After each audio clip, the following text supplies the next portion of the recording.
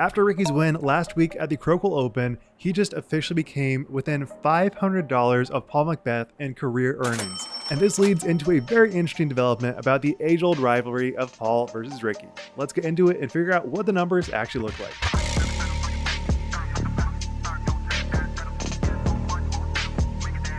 All right, looking at the numbers, Ricky cashed $8,200, whereas Paul only carded $1,700. So Paul is currently sitting at $753,135, and Ricky's sitting at $752,543. So these numbers are very, very close, and it obviously seems inevitable that Ricky will finally overtake Paul in the career earnings. And looking at this year, Ricky has placed better in 10 events, and Paul has placed better in 2 events. And along with that, Ricky has had 2 wins, and Paul has had 0 wins. Obviously, there is a little bit of asterisk built into that with Paul's labrum tear and like the whole recovery of that. And he's got his foundation and his kid. So there's obviously a lot more going on than just disc golf.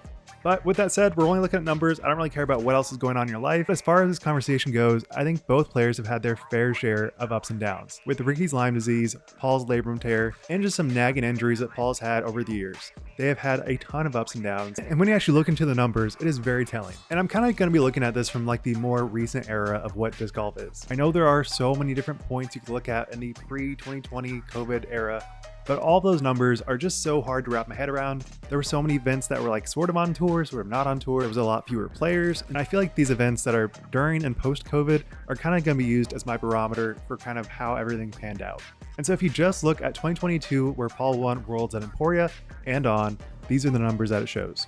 Ricky's record being 13-6 over Paul, with Ricky carding 78% top 10 finishes, whereas Paul only has 52%. Starting in 2021, Texas States, Preserve, Ledgestone, 2022, Texas States, DDO, Ledgestone, Green Mountain Championship, Pro Tour Championship, and then 2023, Preserve, Pro Tour Championship, and then this year, Preserve and Crocal. And then for Paul, we have Memorial, DDO, Des Moines Challenge, USDGC. 2022, we have Memorial, Waco, obviously Worlds. And then after that, the only remaining win is Sula Open, which is just coming on a year ago. So Paul's gone a full year without a win. And you may be saying, well, yeah, Paul doesn't have a win, but he's had so many close finishes. Let's look into that. As far as this year, he's had 2nd place at Music City and last weekend, 2nd place at the Swedish Open, and then a 7th at Portland Open.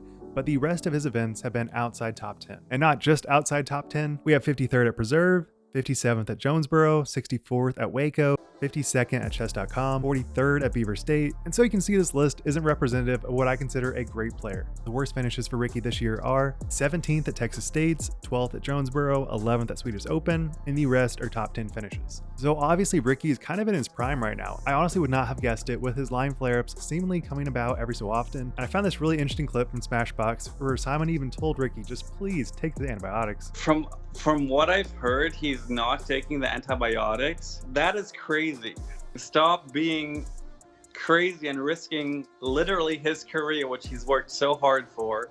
Okay. Take the medicine he needs. Don't risk your freaking career by being crazy and thinking you're smarter than doctors. But with all those stats and Paul having a 1037 and Ricky having a 1049 rating, you can just tell that the writing's kind of on the wall, at least for what the current era of disc golf looks like. It is definitely not out of the question for Paul to win, but I feel like Paul's ability to hit that high standard that you need to take down an event is becoming ever elusive and just not becoming something that I can truly see week after week. And I know that he is kind of working on like some new technique, trying to nail down as much consistency with minimal practice because he is kind of raising a child and there's a lot going into that, and he's got his foundation, there's a lot going into that as well. All in all, while there are so many emotions that go into this rivalry, I have to say that even though Paul does win so many more majors, it doesn't seem like the battle's looking that good for Paul. With that said, this is currently being filmed right before European Open, so if Paul does take that down, which it could happen, Paul's crazy, he could do things like that, it could totally change the narrative. But at least for the current post-COVID era, I do not think that Paul is a player he used to be. And so for that, I think the overall rivalry is going to Ricky. No matter how many good finishes Paul gets, I think he really needs to nail down a major win, whether that be European Open or Worlds or USDGC. I think he really needs a win to really cement himself as a top tier player that overtakes Rick. Ricky is just really hitting his stride, and I really recommend you guys watch his practice round at the Crocal Open, where he went into such detail about all of his shots, and he was just jamming in like 40-foot putts again and again and again. Which is just so cool to watch because it looks like it's just zero effort. But with that said, what do you guys think? I'd love to know. I know this is probably one of those questions that people have so many strong opinions about, and if you think I'm just dead wrong, be sure to comment down below. But it really does feel so strange to be in an era where Paul is not considered as a top tier player. I don't think he has that dog in him. and it makes sense with all of his obligations. But it really is intriguing to see if he does take down an event, what that will change the narrative to be. But as it sits right now, I think Paul is in his last good couple of years to really fight for your win, and so I think every single major is super important to cement his legacy. Obviously, we know Ricky still has a lot of good years in him, and it seems like he's only getting more and more intense about his disc golf practice, so it's really exciting to see Paul hit his stride for like the 15th time since he started in like 2011. It's crazy. But with that said, what do you guys think? Love to know. Be sure to subscribe. With that, Wild Runs signing out. Peace.